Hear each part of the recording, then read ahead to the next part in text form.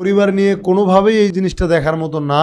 এটা পরিবার নিয়ে দেখলে আপনার মানিজ্য হারাবেন। যদি দেখতে হয় আপনার অবশ্যই নিজেরা একা একা দেখবেন। কিছুদিন আগে অ্যামাজন প্রাইমে একটা ওয়েব সিরিজ মুক্তি পাইছে, আপনারা হয়তো অনেকেই দেখছেন, আবার অনেকে হয়তো দেখেন নাই। মূলত আমি বেশ কিছু জনপ্রিয় ইউটিউবার, মুভি রিভিউয়ারের রিভিউ দেখে সিদ্ধান্ত নিয়েছিলাম যে আমি এটা দেখব। সিরিজটার নাম হচ্ছে খৌফ, যেটা হিন্দি ভাষায় নির্মিত একটি সিরিজ। তো দেখলাম যে আমাদের অনেক বড় বড় ইউটিউবার, অনেক বড় বড় নাম, তারা এই সিরিজটাকে নিয়ে অনেক বেশি আলোচনা করতেছে এবং সবাই বেশিরভাগ ইউটিউবারই দেখলাম যেটার পজিটিভ রিভিউ দিচ্ছে। তো পজিটিভ রিভিউ দেখে ভাবলাম যে এই সিরিজটা আমার দেখা উচিত। আমি সে কারণেই এই সিরিজটা দেখে নিলাম। এখন আলোচনা করব যে এই সিরিজটা যেরকম হাইপ উঠেছে আসলেও কি সেরকম হলো, নাকি এটা আমাকে একেবারেই কোনো মজা দিতে পারে নাই। সত্যি কথা বলতে গেলে এখানে কোনো 2 নম্বরের রিভিউ হবে না, আমি আমার অনেস্ট রিভিউটাই দিব।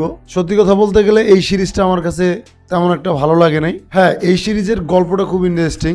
এটা মূলত সাইকোলজিক্যাল হরর থ্রিলার একটা সিরিজ, যার গল্পটা এবং চেষ্টাটা খুবই ভালো ছিল, কিন্তু আনফরচুনেটলি এটা আমাকে মজা দিতে পারে নাই। কেন পারে নাই? প্রথম কথা হচ্ছে এর গল্পটা ভালো হলেও এর রান টাইমটা অনেক বেশি। এটা 8 পর্বের একটা সিরিজ, প্রত্যেকটা পর্বই মোটামুটি 40 থেকে 50 মিনিটের। এটার মোটামুটি প্রথম যে 4 থেকে 5টা এপিসোড আছে সেটা আমাকে কোনোভাবেই সিরিজটা টানা দেখতে বাধ্য করতে পারে নাই। সত্য কথা বলছি, এটা আমাকে প্রথম 4-5টা যে এপিসোড আছে টানা দেখতে বাধ্য করতে পারে নাই। হ্যাঁ, তবে শেষের যে 2-3টা এপিসোড আছে খুব ইন্টারেস্টিং। মূলত গল্পটা শেষ 2-3টা এপিসোডের মধ্যেই দেখানো হয়েছে।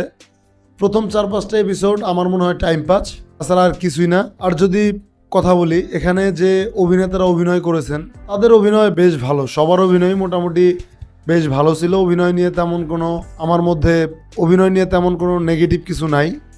শুধুমাত্র এই সিরিজের সবচেয়ে বড় যে ড্রব্যাক আমার কাছে মনে হয়েছে সেটা হচ্ছে এটার রান টাইম। মূলত এই ওয়েব সিরিজটাকে শেষের যে 3টা এপিসোড রয়েছে এই 3টার মধ্যেই আমার মনে হয় শেষ করা যাইতো। 3 থেকে সর্বোচ্চ হলে 4টা এপিসোড এটাকে দেখা যায়, তার বেশি লেন্থ এটা কোনোভাবেই হতে পারে না। আর একটা খুব বড় একটা জিনিস যেটা আমার চোখে পড়ছে, এই সিরিজের প্রত্যেকটা এপিসোডের মধ্যেই ইন্টিমেট সিন আছে এবং সেগুলা খুবই গভীর লেভেলের ইন্টিমেট সিন, যেগুলা যদি আপনারা পরিবার নিয়ে দেখেন, পরিবার নিয়ে কোনোভাবেই এই জিনিসটা দেখার মতো না। এটা পরিবার নিয়ে দেখলে আপনার মানিজ্য হারাবেন। যদি দেখতে হয় আপনার অবশ্যই নিজেরা একা একা দেখবেন, আর কানের মধ্যে হেডফোন ইউজ করবেন অবশ্যই, কেননা ইন্টিমেট সিনগুলোর সাউন্ড ইফেক্টও থাকে আলাদা টাইপের এবং প্রত্যেকটা এপিসোডে মোটামুটি এটার ইন্টিমেট সিন রয়েছে, যেগুলো এই সিরিজ থেকে বাদ দিলে এই সিরিজের গল্পের মধ্যে আমার মনে হয় না কোনো প্রকার প্রভাব ফেলতো।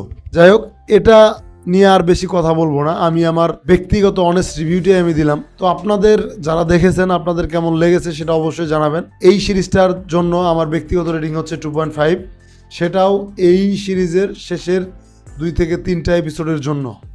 প্রথম 2 থেকে 3টা এপিসোডের জন্য আমি কোনো রেটিং দিব না, শেষের 2-3টা এপিসোডের জন্য আমি এটাকে দিচ্ছি 2.5 এবং অবশ্যই অভিনেতাদের অভিনয়ের জন্য।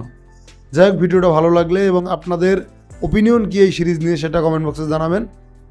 ভিডিওটা ভালো লাগলে আমাকে সাপোর্ট করবেন, লাইক, কমেন্ট, শেয়ার এবং আমার চ্যানেলটাকে সাবস্ক্রাইব করবেন। সবাইকে ধন্যবাদ।